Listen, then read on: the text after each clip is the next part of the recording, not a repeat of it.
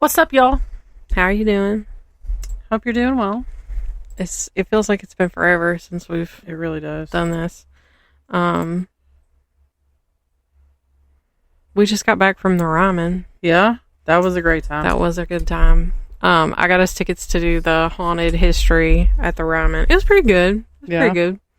I got me a hat show print. We basically already knew everything because that was like one of our early episodes. Yeah. So we basically already heard all the stories except for that last one about with the bathroom. Oh yeah. With she told a story about there was it was the hand dryers going off. I think we did hear about that one. Did we? But the other one about the feminine products being thrown everywhere. Yeah, like the hand dryers were going off, and then somebody goes in there to check, and like all of the machine that has all the feminine products is it's going everywhere. Yeah. And I'm like, man, that's wild. But what was really cool, so this was your first time going to the Ryman. Yeah. And you got to go under the stage. I did. And apparently that's the thing that nobody gets to do. So that was really cool. We couldn't take pictures under there. Unfortunately. And it was basically, and there were two people that couldn't go under there because one was an older lady. And it's a dirt floor, and you're just walking over cheap carpet that's thrown over it, and it's raw. You can tell there's rocks under there, and it's just not. It's not level. Yeah, it's not level at all, and that's one of the reasons why they ask you not to take pictures is so you don't trip and fall while you're trying to take a picture. Right. But there's a time capsule under there. Yeah. And a safe. Well, as soon as we got down there and we kind of stood there and I was like, look at that safe over there. And then she explained what it was. Yeah. So it's a safe from, or a time capsule from 1994. And it won't be opened until 2044. And none of the employees that worked there in 94 work there now. So they don't know what's in it. Yeah. And I'm just she's I know there's Alan Jackson stuff in there that he I'm gonna turn this fan away from me. You can turn it off if you need to. Are you not warm? I'm fine. I'm comfortable.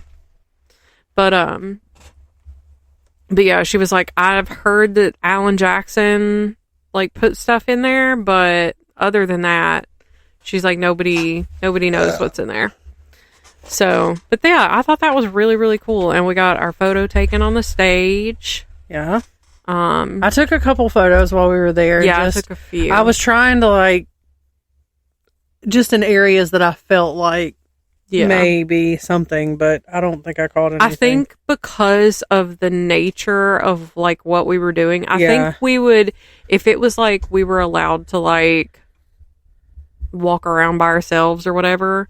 But I think because of the amount of people that were in the building, and they also did I don't know if they had a fog machine going or something. I don't know, but it was smog. It was smoggy in there, and I want to say when we went to see the Dead South, it was smoggy in there.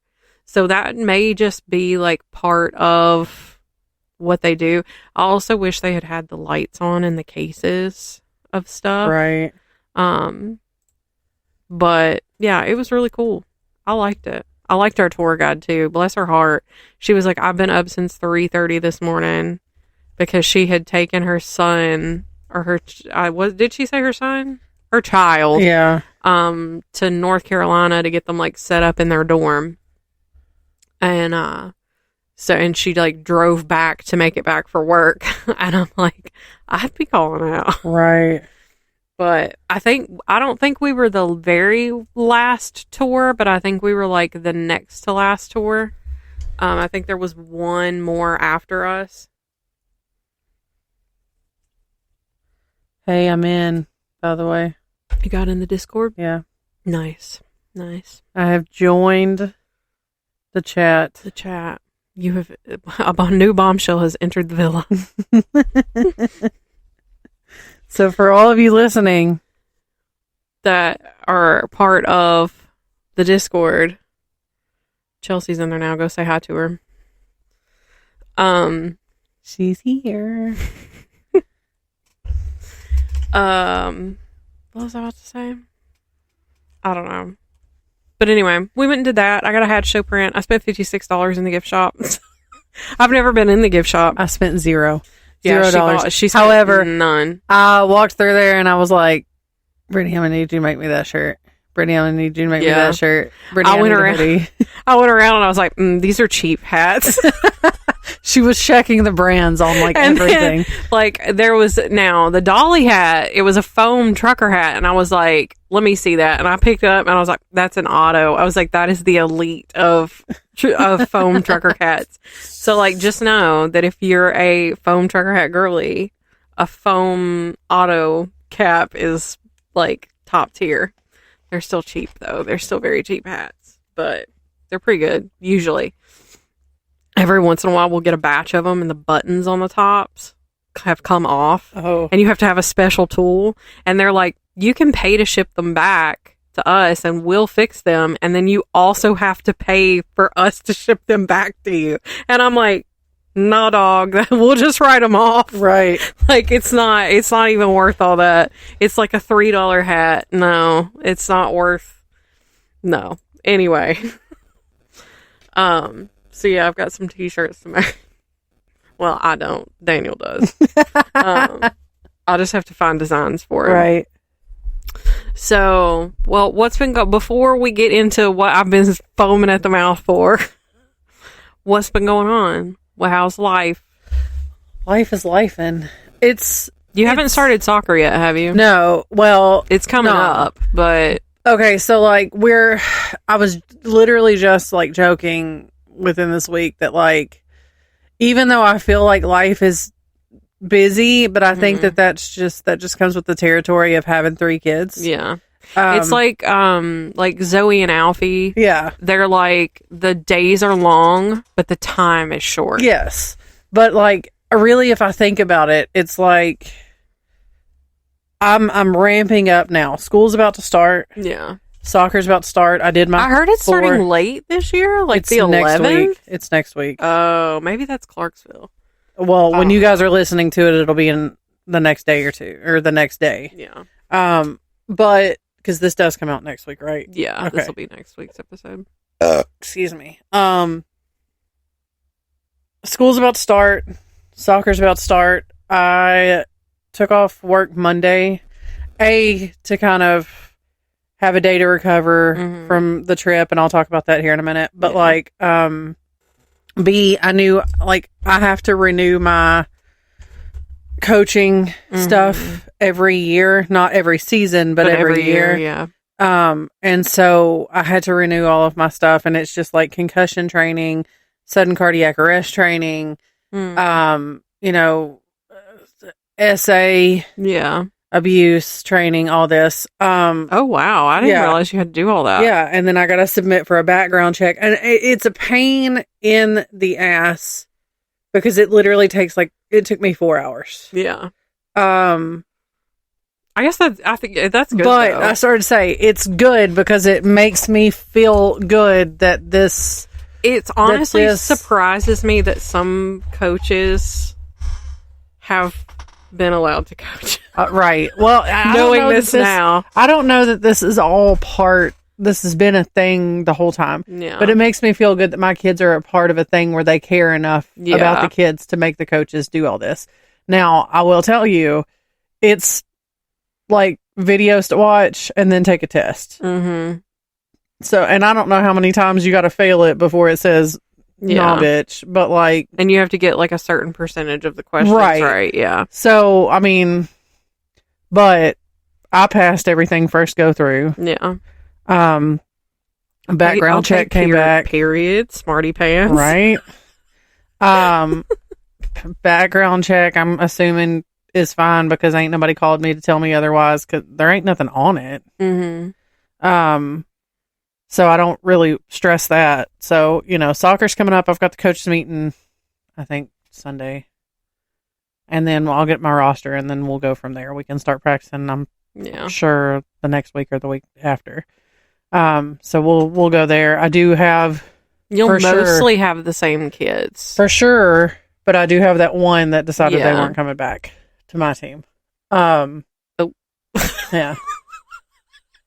They're coming back. They're just not to my team. And that was confirmed. I had to confirm that with the parent, which was awkward as hell. But yeah, so it's about to ramp up. Like, my life is like from August until January 1st. Yeah. Is chaos. Yeah. And then I get like January and February where it's kind of like just kind of chill for a second, maybe into the first part of March. And then soccer starts up again. Yeah. And then it's chaos until May. Yeah. And then we get the summer to kind of chill, recover, recoup. Which, again, 3 kids, I work from home, and my kids stay at home during the day when I'm working. Yeah. So it's never chill. Yeah. But, and this summer has been pretty busy. Like, TJ's had to travel for work, so it's just been me and the kids a lot. He's been traveling a lot here lately. And then we took the kids to the mountains. I talked about that on here. TJ and I took a trip to Denver this past weekend. Yeah. Right? Yeah. Yeah. Just the 2 of us. We left out at the ass crack of dawn Friday morning. Yeah. I think we landed in Denver right before 7 a.m. their time. So I was still asleep. Yeah. So 8 a.m. our time. No, maybe I was up. Because they're an hour behind us. So, there's that. But like, it was a great time, honestly. The flight there was okay. And I was telling you, there was a little bit of turbulence going in, but I think it wasn't that bad because I knew that we were like 20 minutes from landing. Yeah. I was just ready to be there. That airport is insane. And if y'all know anything about anything and conspiracies, the Denver airport is conspiracy mecca here in the U.S. So like, and if you don't know, research it. Yeah. There's tunnels. There are tunnels. I've seen the tunnels. Didn't we talk about it on our Colorado episode? It's been a while. Like, we're in the M's now, so I've kind of forgotten, but maybe. But I know, like, if any of y'all watch the Shane Dawson podcast, he's covered it once or twice. Yeah. There's tunnels. I saw the tunnels because, like, so you get to the terminal, like you get to the main terminal or whatever, and then there's 3 different quote unquote gates. So like if you're flying, you've got A, B, and C gates. Southwest, I think, is C, either C or A. Yeah. But you've got to go in like an underground tram or train to get from point A to point B to point C. Yeah. And it's crazy.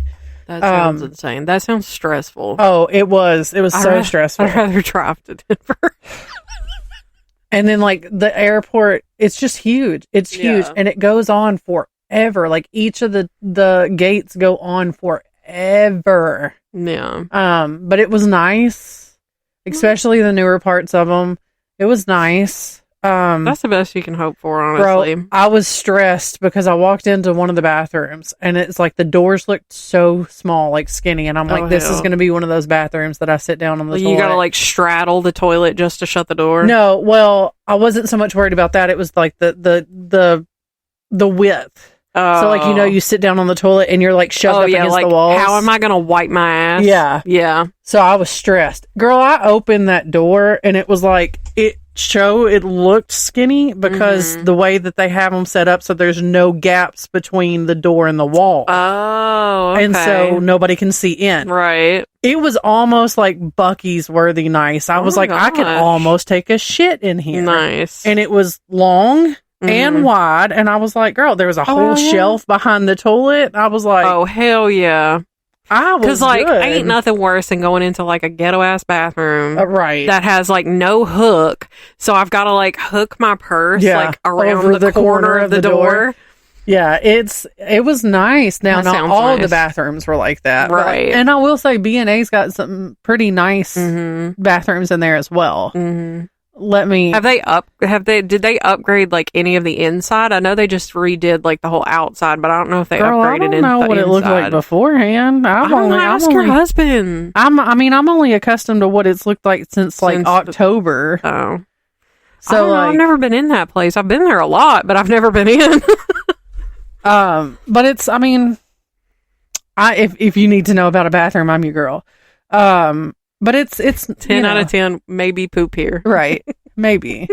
I couldn't get the job done. I tried before we got on the plane to come back home because my belly was hurting, but it just wasn't happening for me. Yeah. Because if there's one thing about me is I can't poop while we're on vacation 9 times out of 10. So, anyway. I fear don't have that problem. I don't like going in public if I can help it, but I couldn't even do it at the hotel is a safe space. For whatever reason, I think it was because I was so dehydrated. Probably. So we get there, we land, we get off the plane, we find our way to where we're supposed to catch the shuttle bus thing over to the rental car place. Yeah.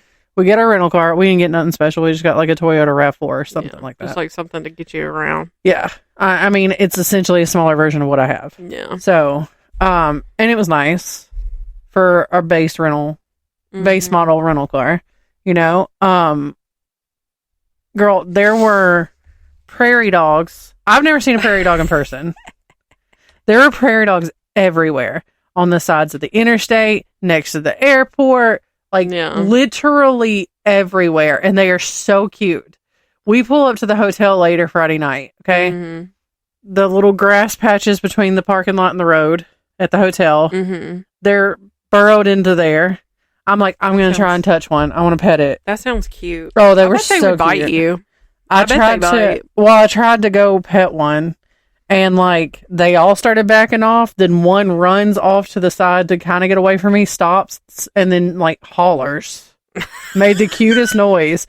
But when he hollers, every one of them, because there's some here, and across the road, there was some grass and stuff. Mm-hmm. And there were some over there, and then some over here. As soon as he starts hollering, every one of them took off in the opposite direction of me. It's like that was their, get the away, The white lady alert. Yeah. So, it was so cute. They were so cute. They make the cutest little noise, and there were little babies running around every time we'd go out there. But it was pretty nice. We drove around the mountains. I saw the Red Rock Amphitheater Friday. That's cool. There were some activities that I'm not going to talk to you guys about, for legal reasons. We went to... What happens in Denver stays in Denver. Yeah. And then we met up we went back to the hotel, checked in, and then took a nap. Then got up and met with one of the guys that TJ works with, that he travels with, lives just outside of Denver. And so we met up with him and his wife for dinner. Yeah. They were super nice. She's super sweet. And then we ran to Walmart to get some essentials and then went back to the hotel and crashed. When I tell you that bed felt so good, I was like, this is the best feeling hotel bed I've ever had. The lie detector test determined that was a lie because it was only that way because I was that tired. Yeah. Because the next night I was like, what was I thinking? I mean, that's like when we went on the retreat, I was like, this bed sucks. It was like sleeping on a brick. Right. Saturday we got up, we drove over into Wyoming to go to the Cheyenne Frontier Days. Mm-hmm. Fun fact about me that you guys might not know is that I love a good rodeo. I have been a huge fan of all things rodeo since I was little. I've been to 2 rodeos, and I don't remember anything other than I went. Oh, yeah? I know who I went with. Oh. But I love a rodeo, and I have since I was little. And when I learned the lore of Lane Frost, it was at that moment that I realized that I need to go to Frontier Days. If you want to watch a really good movie, 8 Seconds is a really good movie. It. It is it. Females don't watch that movie when you're menstruating or the week prior because you're going to get in your feelings. I get in my feelings either way. I was going to say, you might get in your feelings either way. I cry every time. Anyway, Um, what is not trigger warning? What's the word I'm thinking of? Girl, I don't know. When you're telling somebody about what happens in a movie if they ain't seen it. Oh, spoiler alert. Spoiler alert. You're going to cry. But anyway, so we went to Frontier Days. I cried when we got to our seats because it was like, that's so cute. It was one of those moments where it's like, this is one of the biggest things that I've ever wanted to do in my life. And I finally made it. Yeah. And it's kind of like, just to like put it into, to try and relate to that experience. It's like when I went to Green Day. Yeah. I did tear up. Yeah. I cried. Yeah. We got there a little late just because we had to park like up the interstate and ride a bus over. Oh, hell. And that took a while. And so like we're walking up to the stadium and there was like a little pop-up store type thing because it's like a big fair, like a big carnival fair type thing. And there was like a little pop-up store where it was like the official like Frontier Days Mercantile, whatever. And he goes, do you want to go in there? TJ goes, do you want to go in there? And I was like, no, I just want to get to this fucking rodeo that we're late for. And so like, oh, I said it. Damn, I'm sorry. It's going to happen. It's littered throughout. Okay, yeah. It's littered throughout my notes of what I've got coming up. So we get up there, we sit down, I cry. I'm like so just enamored with everything that's going on. That is the best rodeo I've ever seen. The little calves that they do the calf roping for is like whenever they unrope them and they're running to the other side of the arena to go out the gate to safety. They're like, they're just trotting through like it's the best day of their life. They're so cute. And then they did what they call wild horse racing, but it's not really wild horses. It's just horses that haven't been broke. And so they'll have like two guys holding the rope that's tied to the horse or whatever. And those two are trying to hold it still while a third person, and the whole time it's bucking, trying to run, it's jumping, it's kicking, it's, and it's dragging them. Right. This third person's trying to sneak up, throw a saddle on it, jump on it and go and ride around the track. That was so scary. I was going to say, that sounds dangerous. There was like 10 or 15 of them in a very small space, all doing this. I don't know how no one got hurt. Oh my God. It was crazy, but it was a great time. We drove back, we got dinner, we went back to the room, went to bed, got up the next morning, headed to the airport, sat in the airport the biggest part of the day, just because what else are we going to do? Right. People watched. I like going to the airport and sitting and watching. I love people watching. It's interesting. You see some interesting people in an airport. Oh, I bet. And then we also sat there and was like, oh, well, this plane's going to like Cancun. Let's just fuck going home. We're going to Cancun. Yeah. There was one that was going to Savannah. I'm like, we're going there. I want to go to Savannah. I think we did see one going to New Orleans. I don't know. Maybe not. But it was fun. The flight back, though, the first 20 minutes of it was so bumpy. The turbulence was so bad. I had already accepted the fact and come to peace with the fact that I was not going to make it home. Yeah. I was so scared. I was so ready to be done. Luckily, that wasn't your first flight. No, I would have been terrified. I was very lucky. My first flight, well, not technically my first flight, but the first flight I can remember, really, was to New Orleans, and it wasn't too bad. Yeah. It's like an hour and a half flight. This was only like, I think it was like 2.5 hours there and like an hour, almost just 2 hours straight back. Yeah.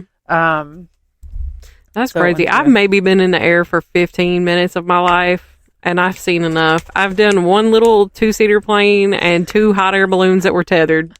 That's it. So I guess and I'm like, that's way too far off the ground for me. 3, 7, we'll say it was 4 hours back. So, 11,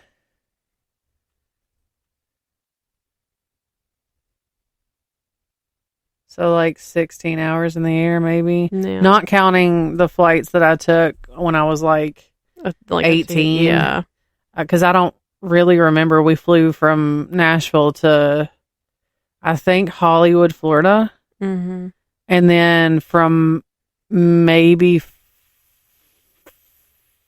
I don't know if we flew out of Hollywood or if we flew out of somewhere else to come back. But I don't remember. I know I vaguely remember the flight there, maybe, but I do know on the flight back, Mom gave me like something to help chill me out, and I slept the whole way back.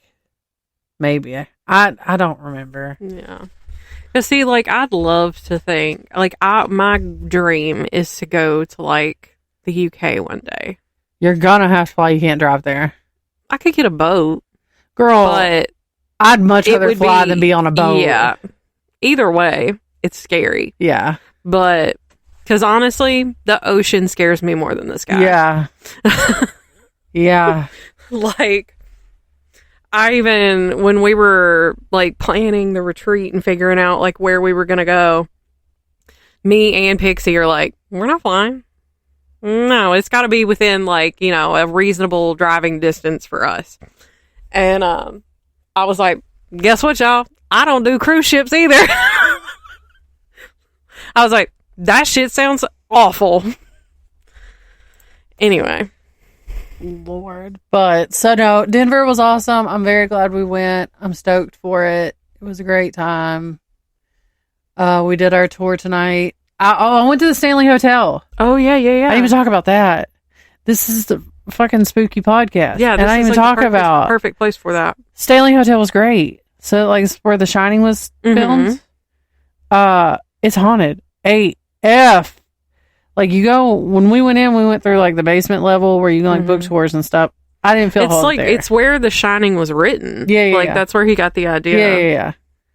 I didn't feel nothing in the basement, but when you walk up into that grand lobby, girl, I bet. And then the picture I sent you of that the stairs in that corner, there was something about that picture that is hanging up in that corner. Yeah. That I was like, I looked at him, I said, I'll be right back. I gotta go be weird for a second. And I was like snapping pictures.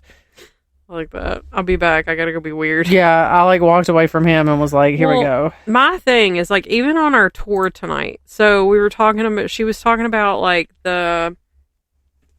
like, if Hank Williams Sr. is there, or even Johnny Cash. They've got, like, a Johnny Cash room. And I think, like, whenever we experienced what we experienced at the shop, I really am now, like, I think, like, we leave I think we leave, like, an essence of ourselves in the places that we, like, love. Yeah. She was talking about how you could hear the children giggle, and she thinks that that's, like, the daughter and the grandchild of the adopted I think daughter. That what they're hearing is residual, because I really don't think that they're just, like, chilling there, right? But and definitely in child form, because I'm sure that they grew up. Oh yeah, you know. But, like, I think because, like, the manager, I can't remember her name right now, but she was the manager there for 55 years, and she loved her job, and they kind of forced her to retire. And I think that, like, she definitely left her essence there. Like, there's no doubt. Yeah. And, you know, if her kids were there and her grandkid was there just hanging out and having a good time, like, that, it's the same, like, it's gotta be, like, I don't know that it's, like, a ghost in a sense. Like, I'm sure that that's, you know, a thing. Yeah. But I think, like, with things like that, I think it's just, like, we've left a bit of our sparkle behind in places that we like to go. For sure. So, where do you think the biggest bulk of your sparkle is going to be? This fucking house. You think so? Yeah. Where do we think mine will be? A beach somewhere. I don't know. I ain't been to a beach in a hot minute.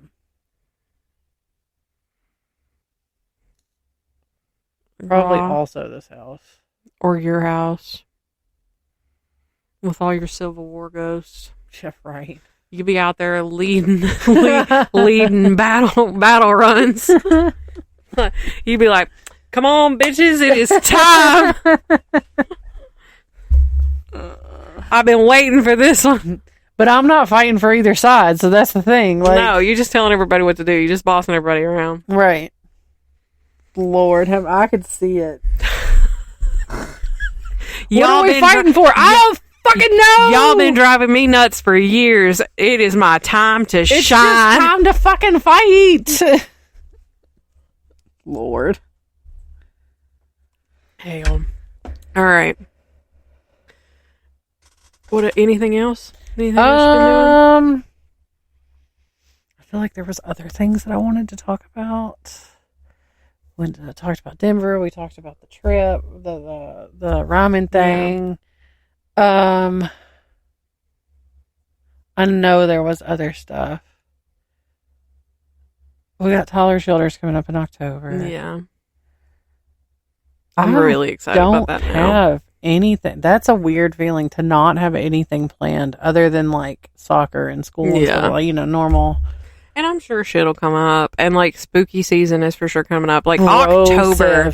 I'm so excited for spooky season. I've never had a busier October that like planned this far in advance. Right. And like it's to the point where there's concerts I want to go to, but because I already have so much other shit planned, I can't go. The Tyler Childers concert kept us from going on a trip over kids' fall break. Like, I wanted to go because Seether is going to be in Nashville, and I'm like, I've seen them so many times. I'd love to see them. Like, I haven't seen them in years, and I'm like, I'd really like to go. And it's like right on the day that like I come back from New Orleans. And I'm like, well, I can't do that. And then I wanted to go see Ladies and Tangents, but that's the night before Tyler Childers. And I'm like, well, I could, but I'm not going to. I don't want to like go. I don't want to be in that kind of environment 2 nights in a row. I feel like that my social battery would be totally depleted. Right. So there's that. But anyway, so speaking of Tyler Childers. If you think is it go time? It's go time. Okay, hold on. Time out. Hold on. Okay. Hold on. I'm putting on a timer. Oh, yeah. We're going to see how long this goes. Strap in, fuckers. Strap in. Hold on. I got to find it. Hold on. Well, I'll just preface it before. Stopwatch. You ready? Okay. Are we going? Yeah. Go time. So, as y'all may know, Tyler Childers, or you may not know, I don't know. Maybe this is the first time you're hearing about it. Tyler Childers put out a new album. There's been mixed reviews. Okay. Now, first and foremost, we have the question. This document is titled "My Official Review of Tyler Childers' New Album, Snipe Hunter." Okay. So, what in the hell is a snipe hunter? Let me tell you, because I didn't know. I've heard the term because Daniel's, they were Boy Scouts. So I've heard this term. So a snipe hunt is a type of practical joke or fool's errand, mostly in North America, and it goes back to like the 1840s even.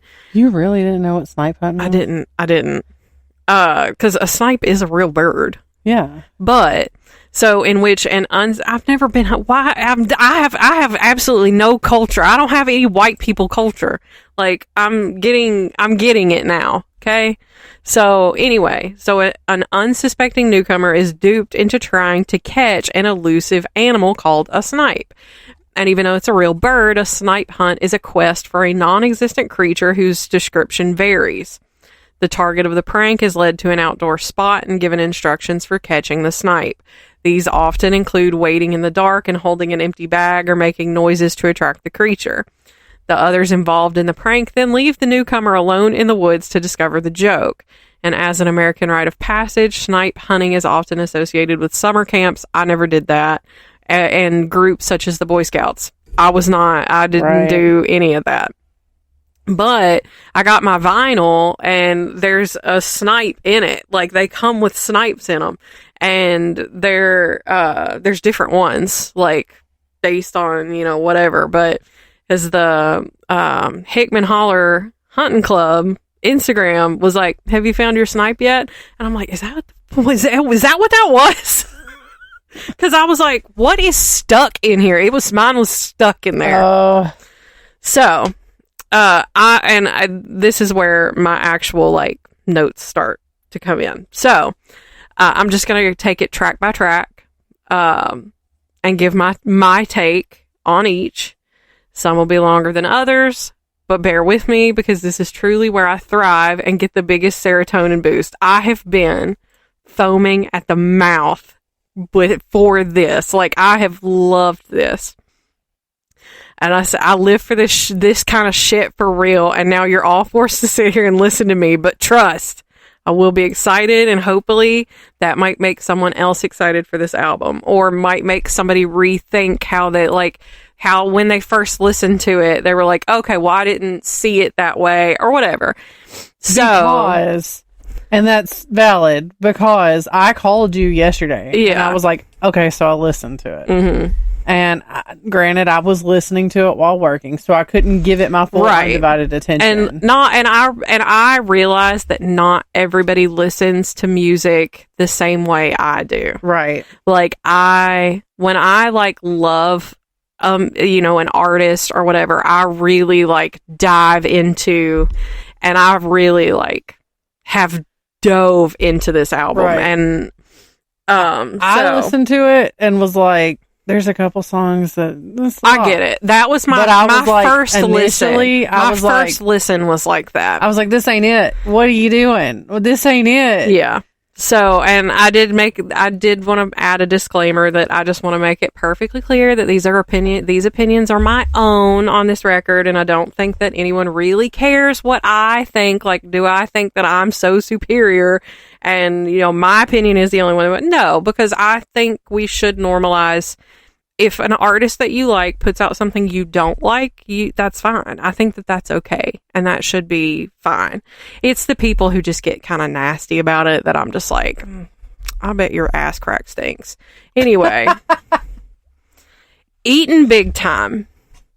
So my favorite part of this song was the line about, keeping time on my wice. You goddamn right I'm flexing, because $1,000 watch is fine enough flex for me. And the way he delivers this line is just yeah.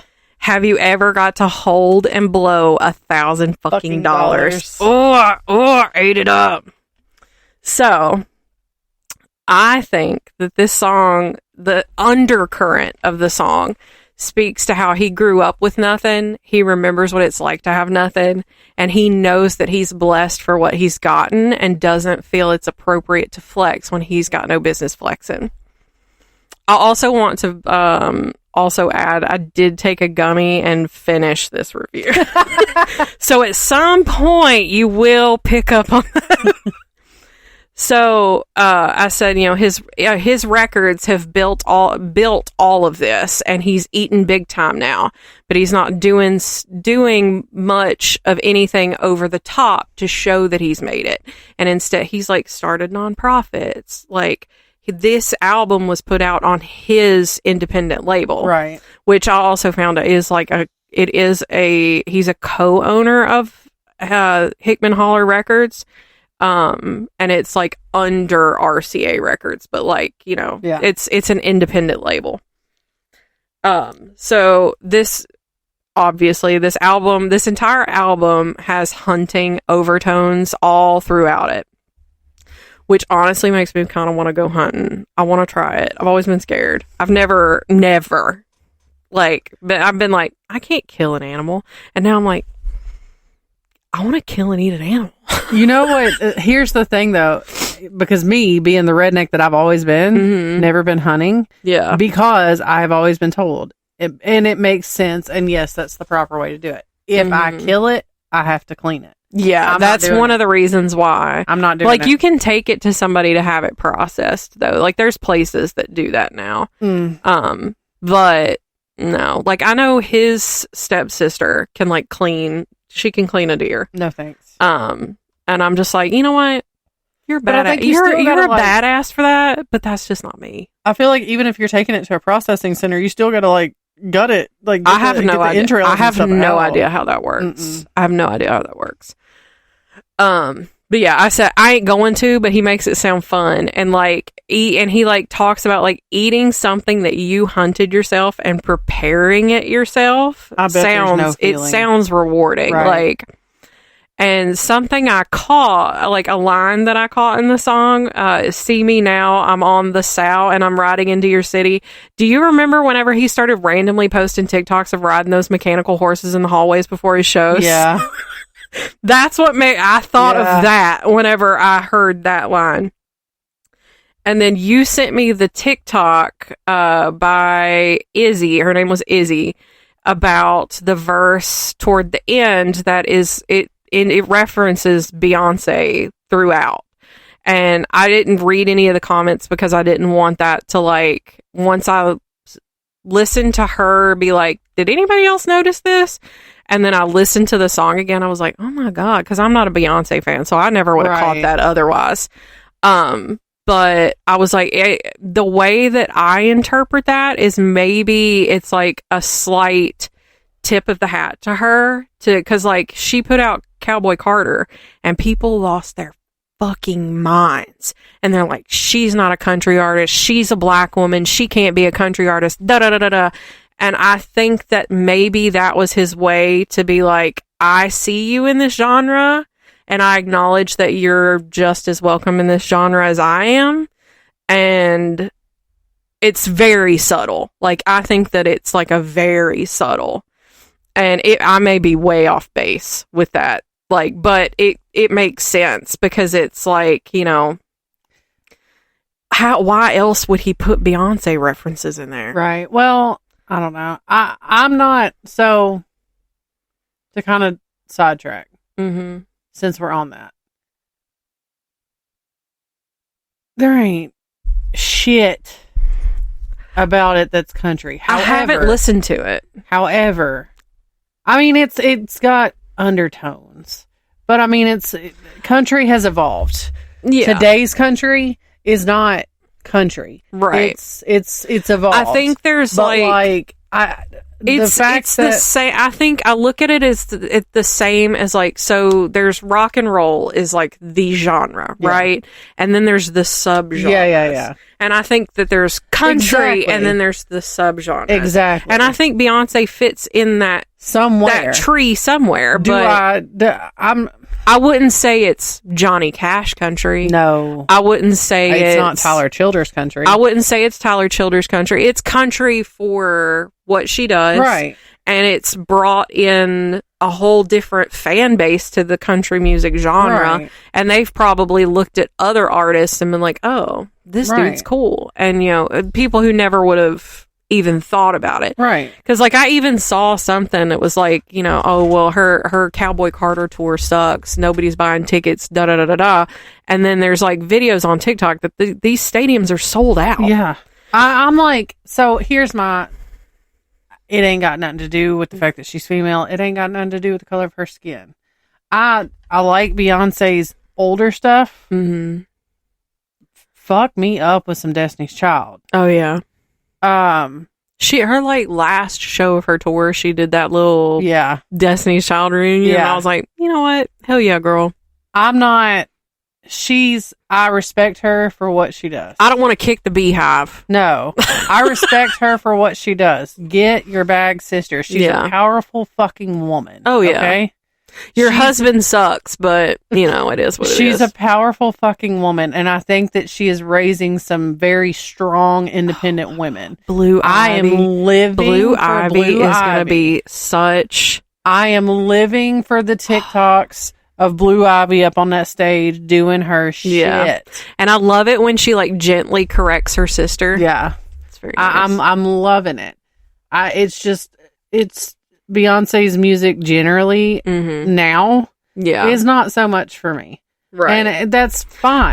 Ever since she kind of like started her solo career, I didn't follow her after that. Right. Because I just started getting into different music. Right. And I'm sure that like if like it's got good messages. All the single ladies. I'm sure I'd get into it. Her music's got amazing messages. It's an amazing story, and I'm here for it. Yeah, but it's just not what I like. No, it's but not. I understand why other people like it. Absolutely, and like I said, for all of you that are fucking part of the beehive, do your shit. Like, oh yeah.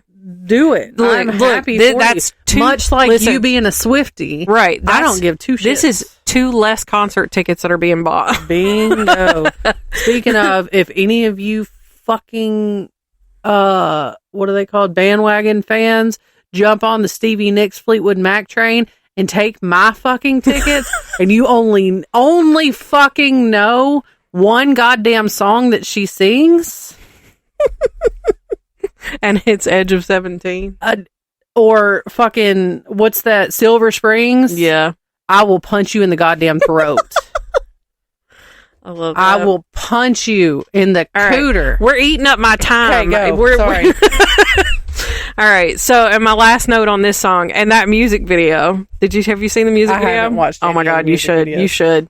So, I was already struggling pretty heavy with my Nigel Thornberry as a Hear Me Out, and now it's too much. Hold on. Let me just send you something. Hold on. This was the Hear Me Out. This was the Hear Me Out earlier. That you referenced earlier. She was like, I'm not going to talk to you about this right now. There is I just sent it to you, direct reference. And I didn't catch it at first. Like, I watched the video and I was like, man, I already been talking about how Nigel Thornberry is a Hear Me Out. And then this man does this. Love it. I'm gonna let also, it go. There's a drag queen in the video. I'm just imagining the Hear Me Out portion of that, and Nigel Thornberry being in the bed making the noises that he makes, and just in general. Yeah, I don't. Anyway, Cutting Teeth is the next track on the album. I like this one. This one, I did like this one. This song seems like a reflection of how he got to where he is and what it was like back when he first started, when he was just like doing bar shows, and how it took trial and error. Some things worked out, some didn't, and that's okay. He was just cutting his teeth then. My favorite part of the song was, you can yell, you can croon, you can reach the fire code of any room, because the man is talented as hell. And he mentions that it's kind of like baseball, which was kind of giving me like, if you build it, they will come vibes. Yeah. If he's there, people will come to see him. He was at Dinosaur City in Kentucky. Yeah. On the side of the highway. And he was like, I've been waiting to do this. I've been there and it ain't great. It wasn't worth our trip. Right. The kids loved it, but I was like, I just don't think it's lost on him. It's not lost on him that he's not just some dude farting around bars singing anymore, and he's playing stadiums. Like, we're gonna see him in a stadium, right? And I did say it's not one of my like top favorites on the album, but I think it's a really nice track, and if you don't like the weirdness of the album, you'll like this track. Yes. Onita, Onita, no. Yeah. I was like, what can I say about this song that hasn't already been said? I wasn't super familiar with this track before this re-recording. Oh, love this song. But I think it's a really nice song about loving an older woman, and I think it really just speaks for itself. Yeah. I'm happy that this track is on here, but I do feel like this track, along with another track, kind of just pulled people in. Yeah. Because they were dropped first before the album, and I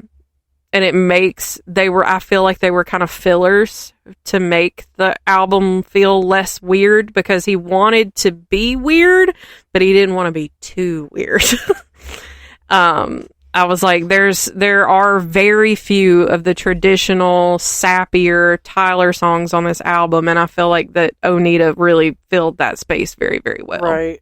This whole album, though, is giving, like, acid trip. We'll get there. Getting to the bottom, there are several references of his former drug use throughout this entire album. But this one, I think, is one of the best ones. This is a serious song set to a catchier tune, which I've seen that some people vibe with that. I vibe with that. I really enjoy it. And some people are like, I fucking hate that. I hate that this serious song is got like an upbeat music, like tune to it. And I'm just like, that makes it more palatable to me. I think that makes it more ingestible. So he's talking about his ponderings on if his friends are out getting totally out of their minds. And he said, and the line goes, getting to the bottom of an angst hard fought to learn, and then going into I never want to get that way again. This is one that I highly recommend listening to while reading the lyrics and truly absorbing and, taking in what he's saying instead of just listening to it. I'm a big lyric person, and I get to that in my final thoughts. This is for you. For you. I'm sorry. I'm trying to quietly bring out the remaining bit of my massive ass meat stick here that I started earlier and didn't finish. Yeah. And I think that this song speaks to his recovery and being comfortable enough in his recovery to be like, man, what a wild time in my life, but I sure never want to do that again because that guy was annoying. And I said, he really popped off with this line. I wonder if it's hotter than the devil's dick on fire in a wool sock that is soaked, completely doused in kerosene and set ablaze the way it's here right now. And when I heard this song, it's like, I can relate. It feels like it's 150 degrees in my house. I'm sticky. The air is sticky. And I was like, I feel that in my soul. I was like, he really put words to how I've been feeling with this sticky ass summer we've been having, and I'm fed up. I was sick of it. Today was nice. Today was a nice day. We got hot. We went to Nashville, so we got hot. Everything's concrete. It's hot there. She's over here dying. I'm okay. I'm like splotchy red. Sweaty. I can deal with the heat. I did have my hair down too, which also plays a factor. I have a lot of hair, but I don't have as much hair as you do. And mine's like frizzy, and it just looks like shit. Okay, one of my top 3 tracks is next. Biting list. So, and I said, okay, as soon as I heard the first line of this song, I grinned like the fucking Grinch. I love this song. It's feral, it's weird, and it's brutally honest. I didn't realize I had a biting list, but I do now. And I know exactly who's your number 1 person on your biting list. I can't say that for legal reasons. I can't say, I'm not going to say their name, but we all know he tried to be a senator. Yeah. So, the whole song is a vibe, I think, and I love it in its entirety, but my favorite line is, to put it plain, I just don't like you. Right. I never really have, and I never really did. And the line, foaming at the mouth, high in the hackles, motherfucker, I'm coming for you. And I also said, I fear everyone who follows me on TikTok and Instagram already knows that I am obsessed with this song, and they're probably sick to death of it. I was singing it on the way here when I came to pick you up, and I was like, not a thing about the way you is. Yeah, I love it. I like that it's simple. It's easy to learn. Like, it was easy to learn the lyrics to it. It's quite simple. And, it's feral as hell. And if there's anything about me, I just like being feral. We're going to have biting list shirts. I want a biting list shirt. So, that song is followed up, diabolically so, with Nose on the Grindstone. Like, to go from that to Nose on the Grindstone, I was like, what a wild choice. Right. So, this was a re-record. This was the other song that I feel like was kind of put out there to, like, zhuzh up some excitement for the album, and then he's like, hey, by the way, I'm just gonna be really weird if y'all don't mind. There's some people who don't like the re-record because they feel like it's overproduced. That is a common thread I've noticed is because Rick Rubin, he produced this album. I think it's fine. I like it. I like this version. Right. It's also the only song on this album with a co-writer. Which I believe it's Timothy Childers. I think that's his dad. I think it's his dad. It's either his dad or his papa. I don't know. But I get that people were expecting more of this and less of the old style Tyler from, say, Country Squire, because did anybody else listen to Ever Loving Hand and think that this man was not going to put out weird shit? Also, I saw somebody say that Ever Loving Hand is one of the best love songs. Like, if you really boil it down to brass tacks, I was like, actually. Timothy, I mean, that's Tyler's first name. Yeah. But, like, I can't figure out. Like, it says it's written by Timothy Childers and Tyler Childers. But the song, like, it's set like a conversation. So I can only imagine that this was actually something that, like, his dad, the like, internet's not giving me anything. Yeah. I can only assume that this was, like, something, like, you know, something his dad was actually telling him, and then he gave him songwriting credits is the only thing that makes sense. Maybe. But I liked the line, now, keep in mind that a man's just as good as his word.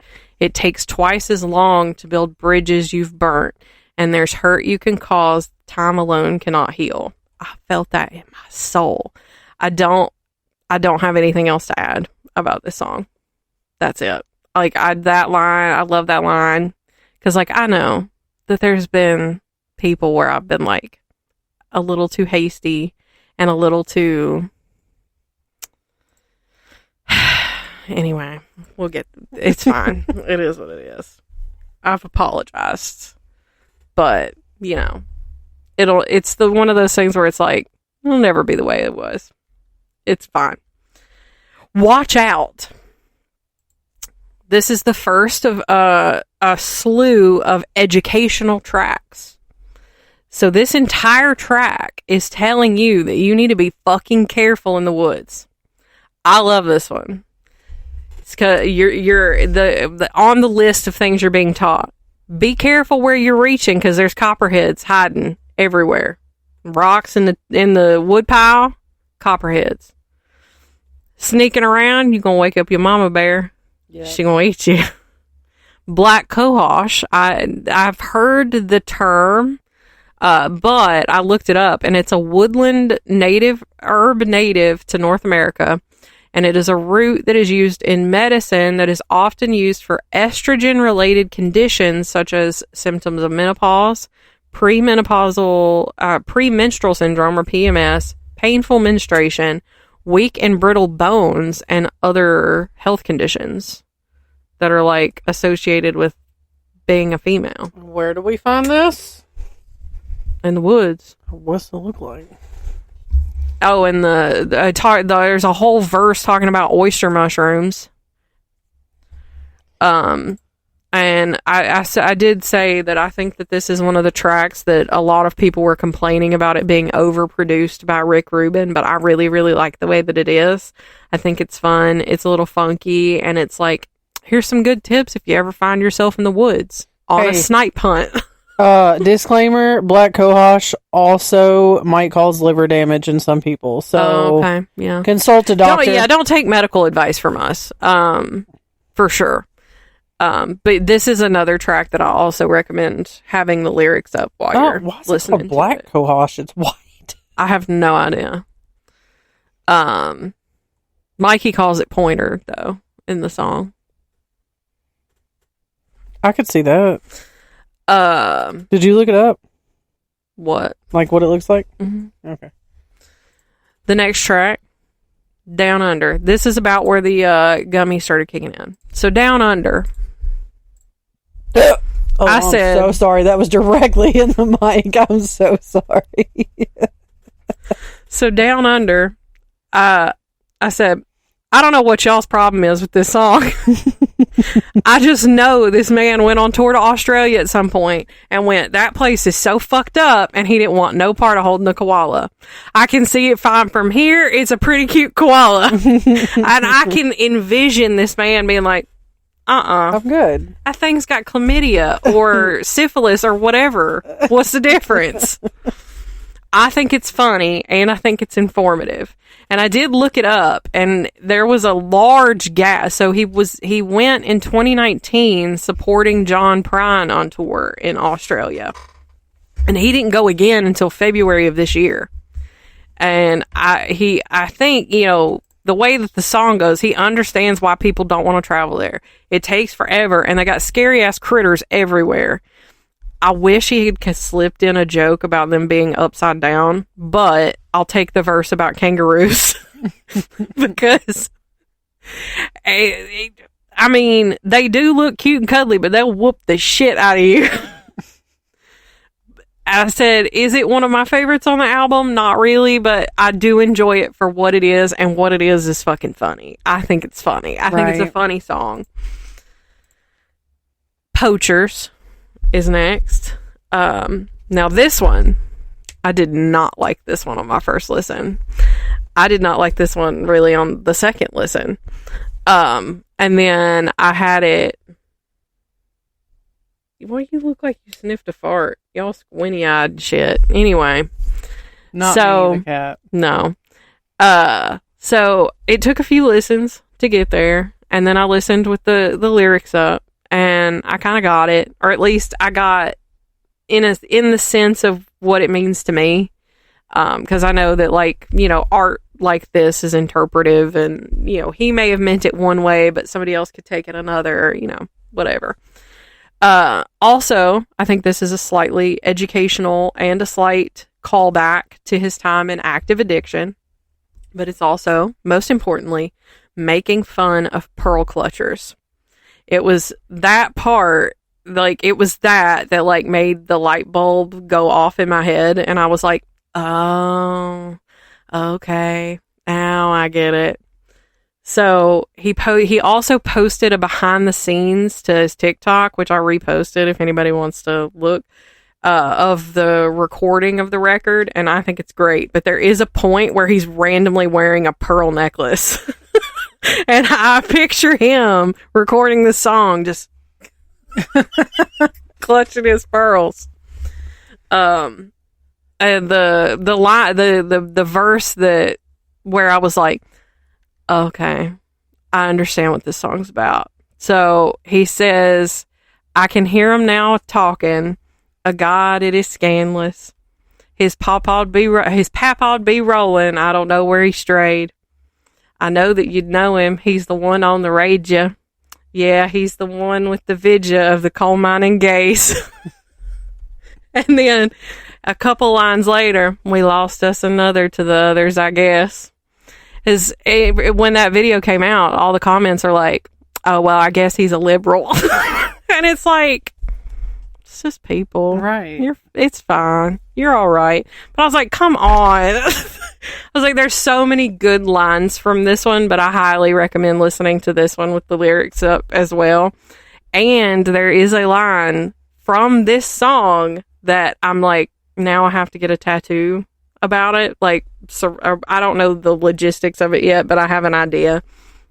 And it's the final line of the song says, I'd burn like a candle and grin in your face. And I think that goes fucking hard. I love that line. And it's the way he delivers it, like the very last line. It's the way it's delivered. Oh my God, I fucking love it. Like, I need that. I need that. I need it. Now, we have Snipe Hunt next. This entire song is feral from start to finish. There's hollering. There's just hollering. Why are they hollering? And then the sound of the vocals, it's a very specific type of sound, and it just really just scratches a brain itch, and I can't tell you why. But I've seen a lot of discourse about this song being extremely overproduced, but I think it's great as is, and the sound sounds purposeful. It sounds like it was meant to sound like that on purpose. Right. Do I totally understand this song? Absolutely not. Not at all. It seems like each verse, and even sometimes line by line, is like a different story or lesson or something. I think he's definitely telling about the time he and his friends were taking on a good old snipe hunt. But there's a wild line that was like looking at paint as it dried on the wall on a booger you just painted over is a crazy statement. That's crazy. What is that? Say that to me one more time. Looking at paint as it dried on the wall on a booger you just painted over. He says that in a song.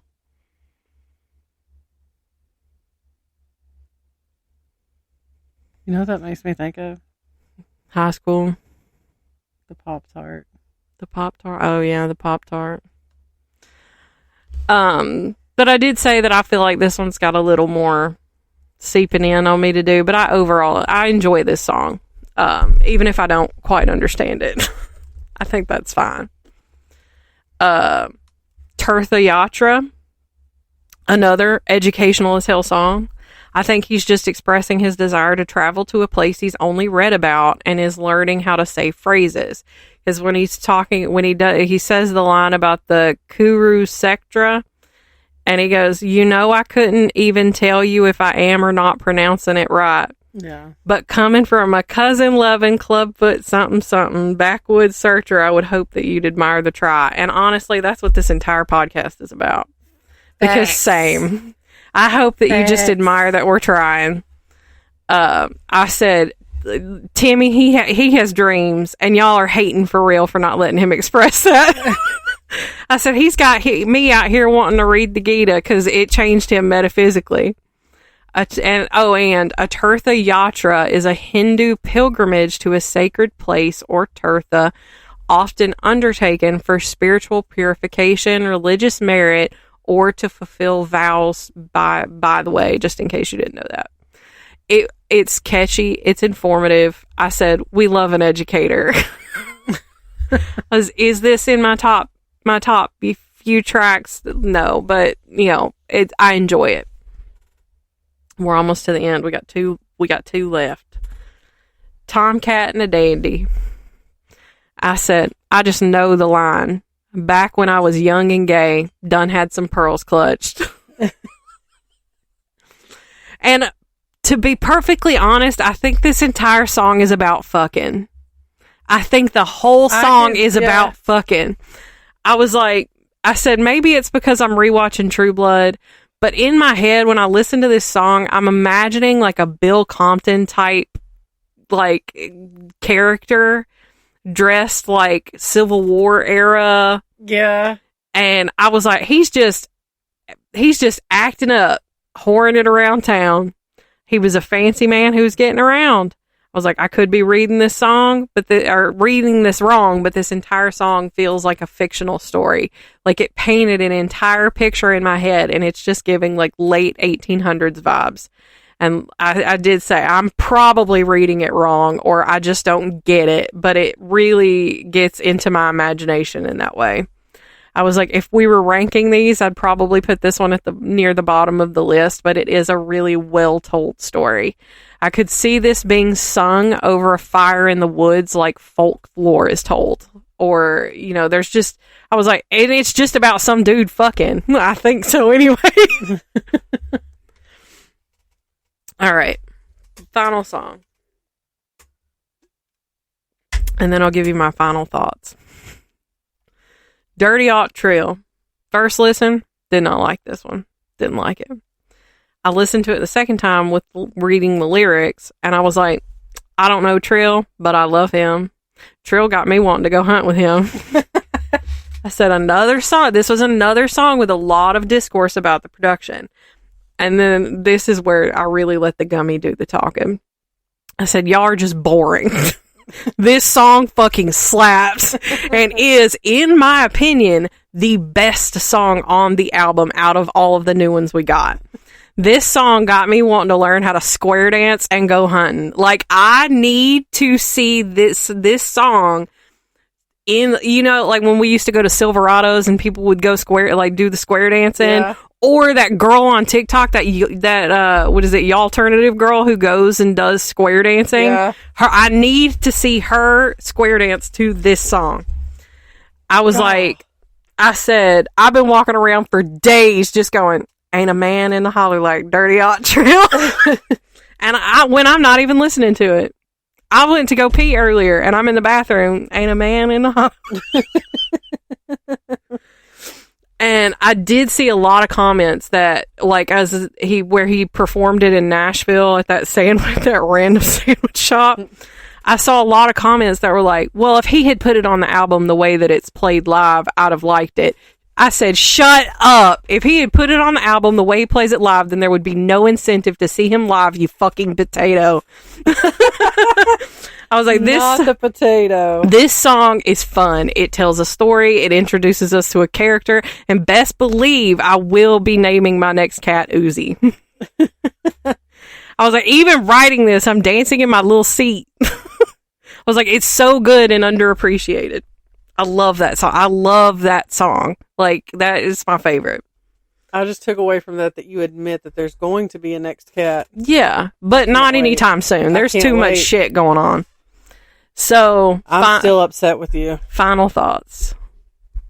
I said, listen, y'all are locked the fuck in at this point, so you might as well hear the wrap up too.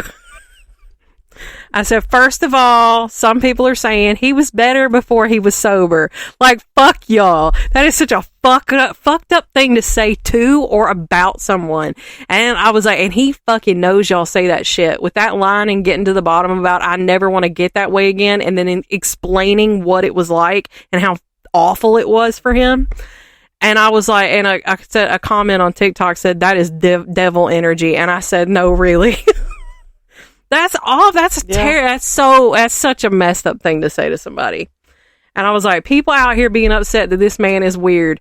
Y'all have really not been paying attention. And I said, someone said it best when they said, God forbid Papaw catch a vibe. Other people out here like, we didn't know he was a conservative. Like, what have you been listening to? I was like, it definitely wasn't long violent history. And I was like, somebody said he's getting the Willie Nelson treatment. No matter how many times he says it, nobody will ever remember. And I was like, but to be clear, I don't think you have to be one side or the other to like his or any music. And I think it's for everyone. And the message behind it is really to just not be a dickhead to people. Right. And just live your life as authentically as you can. And just, just be nice. Just don't be a dickhead. And then I will finish up by saying, I saw that video. There was a video of him doing that free concert at the sandwich shop where he's barking like a dog. And then immediately after, he's like calm, cool, and collected. It was such a transition. See, but like just seeing him live when we went last year or earlier yeah, it was last year. Last year. I expect that from him. Oh, like, yeah. If you've ever seen him live, he can put on a show. Oh, yeah. But it's like he takes on a character and it's gone just as soon as it needs to be gone. Like, the Holy Spirit. Yeah. Well, listen, the Holy Spirit is coming up. So I commented and I was like, he's really just been needing to get his sillies out for a while. He's in his Zoomies era. Yeah. And like, no, for real. But some of the other comments on that video were cracking me up. So here's a few of them. I love whatever's wrong with him. About the song Biting List, which is the one he was singing, that's what the dog barking is from. I swore he wrote this song just to do this. I fear he may already have rabies. I think he just got the Holy Ghost. Some dude named Ethan. I don't even listen to country, but I love this man. I'ma stick beside him.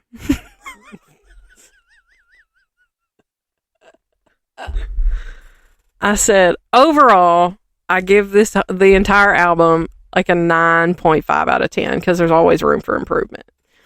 But I thoroughly enjoyed it. I think the cover art's great. I bet it's not AI. I bet somebody actually drew that. For me, it's a no skip album. I do like to skip around and put them out of order because, following a Nose on the Grindstone after Biting List is just, that's too much. That's too much of a transition. And then, anyways, at the end, I said, sometimes I forget this isn't everyone's flavor of autism, but I cannot express how much joy this album has brought me, and writing this now 8-page review brought me. And then thank you for coming to my TED Talk. Are you done? I'm done. Okay. What did I say earlier? 42 minutes. Okay. But I'm going to give you, I probably took 5 of it. That's fine. Okay. You were pretty much spot on. I said 38 minutes. Yeah. Did I not? Yeah, 37 or 38, yeah. So I am 1 minute off. Listen, I had to get it out of my system. Hey, I'm not mad. I'm probably going to also make a TikTok with not like me talking about it. I'm just going to make like slides of this because I really enjoyed this. And why not? Right. It hurts no one. It's free. I thought about something that we didn't talk about that has happened. What?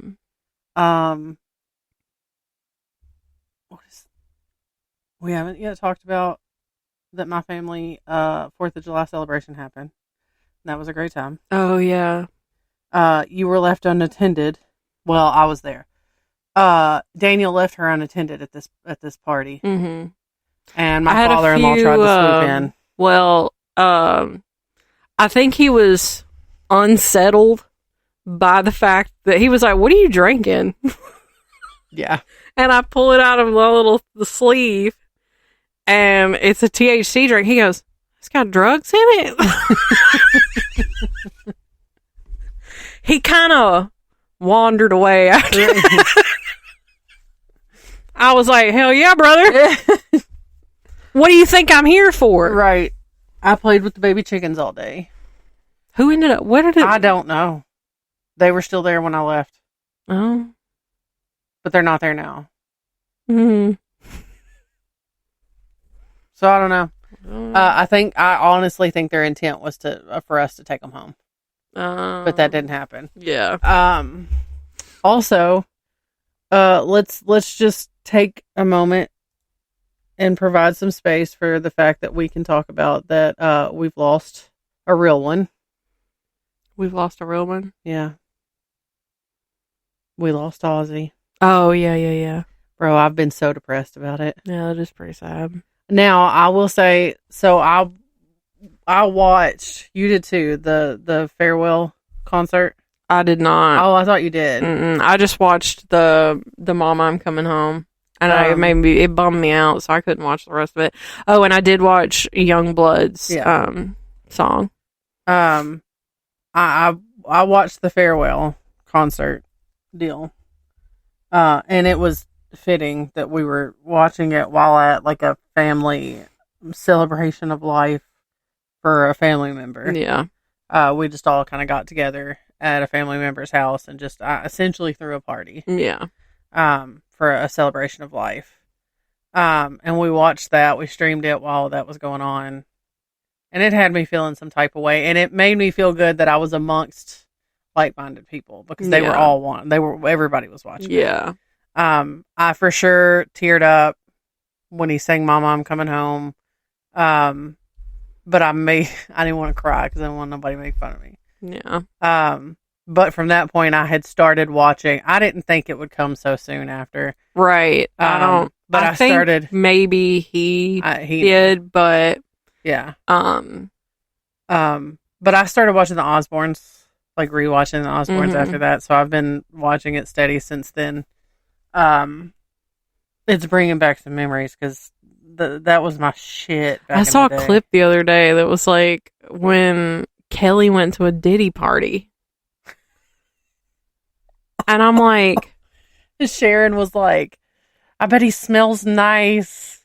Then she's like talking about his willy, and then she goes, I bet it's oiled up. Yes. I was like, this did not age well. And she was like, no, I think that aged perfectly. She was like, if they get married, I could be Mama Diddy. And I'm like, oh my God. I think Kelly really dodged a bullet on that one. I don't think she had any intentions. No. At all. She was like, he bought me a watch though. Yeah.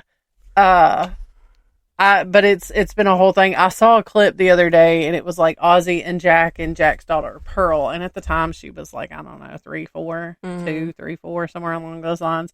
And she's like 10 now. Yeah. So this has not been that. How old is she? I looked it up the other day. Is she 10? How old?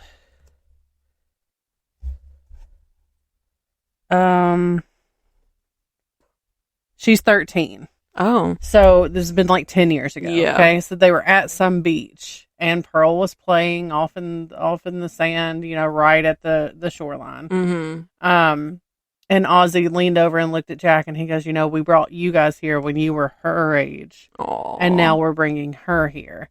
And then Jack made the statement of something in 20 years. And Ozzy was like, I'll be dead. And he's like, no, you won't. You'll be like 80 something. And he was like, I'll be dead. And I'm like, oh. Sad. I was shattered, honestly. Yeah. Like, we knew it was coming. Yeah.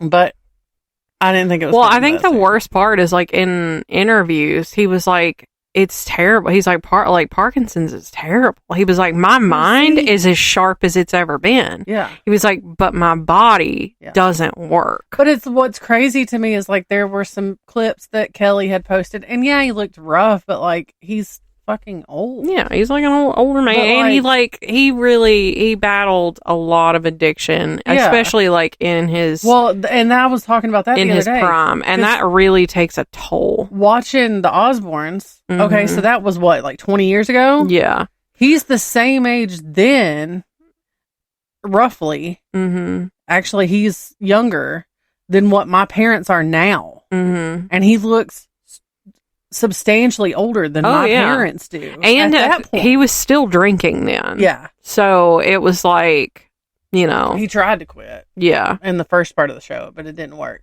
But it's just, but you look at him, like in some of the recent clips, mm-hmm. and he looks rough, but it was like, if he's just like there was one where it was Kelly and her child, and then they were sitting at the kitchen table, mm-hmm. and she's like, good morning, and then she shows the little boy, and she's like, say good morning, and then she turns it to Ozzy, and you can hear Louie in the background. Mm-hmm.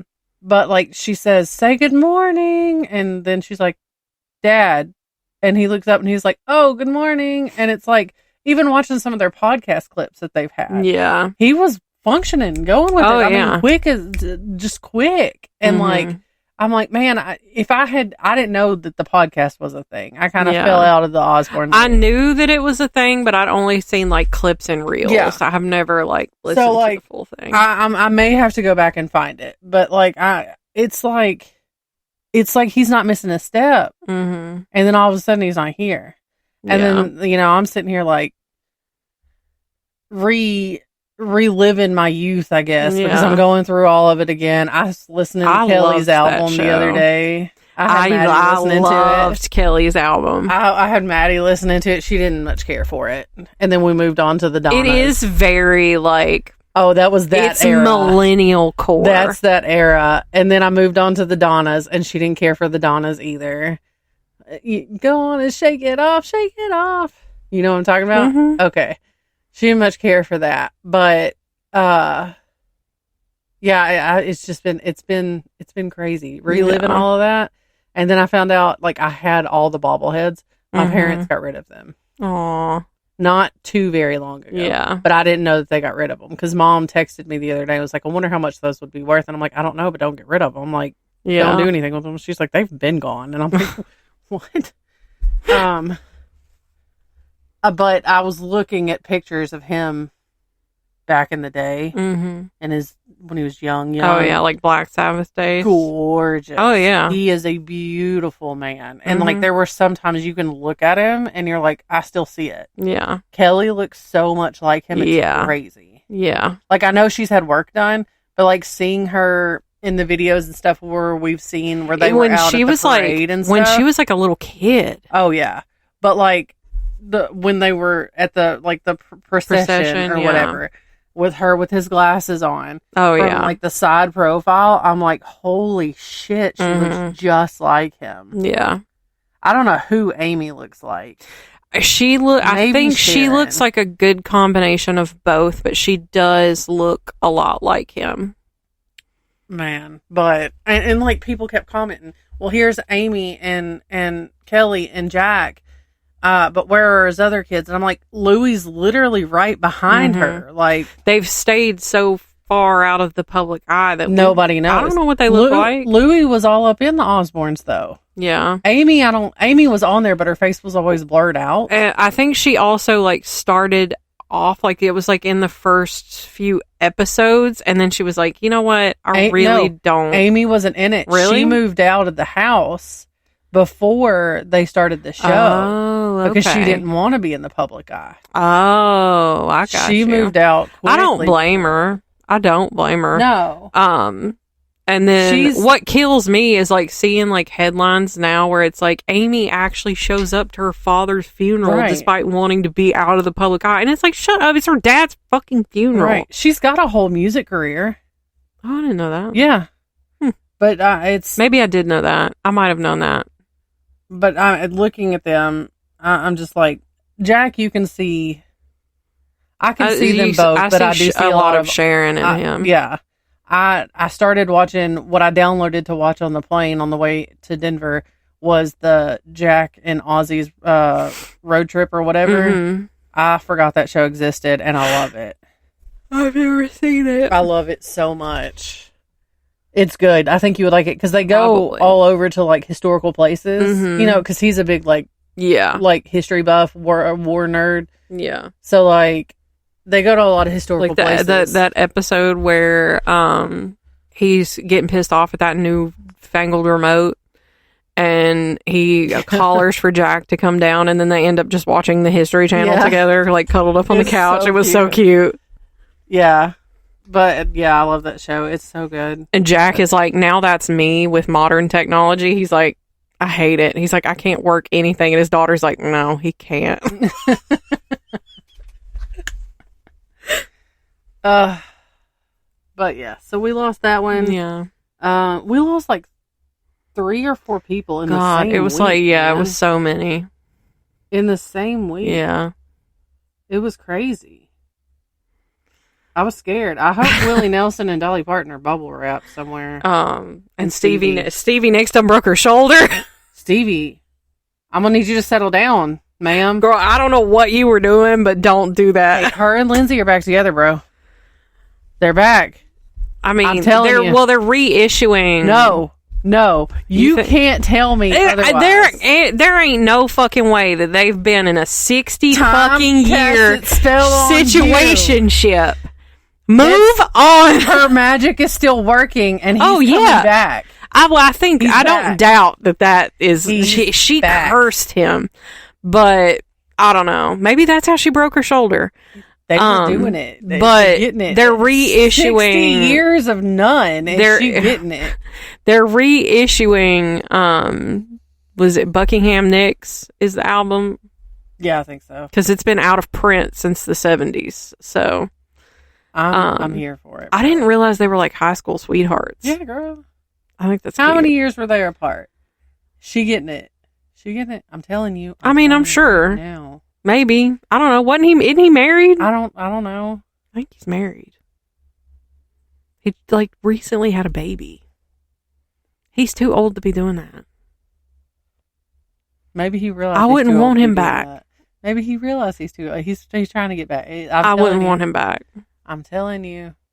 I hope she said, don't tell me that she's pretty. I hope she said, fuck you. You did me dirty. Baby, I don't want to know. She deserves better. Hot take. Let me check my notes app. Make sure I didn't put anything else in here. Did you pick a nonprofit for this month? Because it's your turn. I did, but I'll have to find it. Was it any of Tyler Childers' stills? Because that would be fitting. No, it was the Nashville Food Project. Okay. So nutritious food is a basic human right, yet 1 in 7 Nashvillians do not have access to the food they want and need. The Nashville Food Project is a community food project that brings people together to grow, cook, and share nourishing food. Our work connects people to nutritious food and to help them through vibrant urban agriculture projects, made from scratch meals cooked in our kitchens, and food shared with local poverty disrupting partners. They've got like community gardens. They do food recovery. What is that?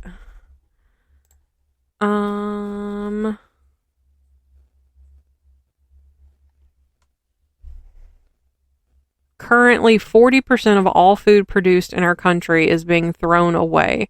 This knowledge drives our work to continually explore new ways to recover would-be wasted food and steward it toward its best and highest use. So it's kind of like, I think it's like Misfit Market too, is like a website you can order groceries from. And it's like the stuff that, so whenever things are brought into for quality control, if it's like ugly, it's discarded and thrown away. So like places like this will take it and be like, we don't care if it's ugly, it's edible. Right. So, you know, that's what that's about. So all the information about that, the Nashville Food Project, will be linked in the discussion or in the information area below. I forget what it's called. What is it? The episode notes? Yeah, the episode notes below. And did you have anything else on your notes you wanted to discuss? No, that was it. Strap in, because we've got some good ones coming this month. Yeah. You guys heard me say that I was still upset with Brittany. That's because she didn't adopt a cat that was meant for her, that we found at my family party. Nashville Humane had a cat that was 3-legged, and it was named a certain name of a certain Greek. Oh, yeah, Hermes. Yeah. That's her absolute We'll get to that. Favorite. Yeah, we'll get to that. I'm excited for that episode, too. I'm really excited. Coming. And then also strap in, because it's about to be spooky season. Yeah. I think maybe I might suggest a documentary change to something spooky to get in the mood a little earlier, because we were going to do something else. I might see if we can do something different. I haven't even watched it yet. I watched it forever ago. I was going to rewatch it this week. But yeah, I was going to watch. I like to watch it right before we record, so it's like fresh. But yeah, I think... Get excited, because we got some exciting things planned. Yeah, I'm excited. If you guys have any suggestions of what you'd like to hear for spooky season, spooky whatever. Yeah. And... let us know. Listen, after July 4th, it was spooky season for me. I've been listening to my Graveyard Rock podcast playlist on Spotify. It really puts me in a mood. That's what I write to, if anybody is ever curious what I'm listening to when I write these episodes, because I can't listen to like an audiobook or something. It's the Graveyard Rock playlist. Why do I keep wanting to say podcast? I'm tired. Follow us on Facebook, Instagram, TikTok, YouTube. Email us at wandersofweird@gmail.com. Oh, we flipped it around. Oh. It's okay. We got the same message. All right. Bye. Say bye.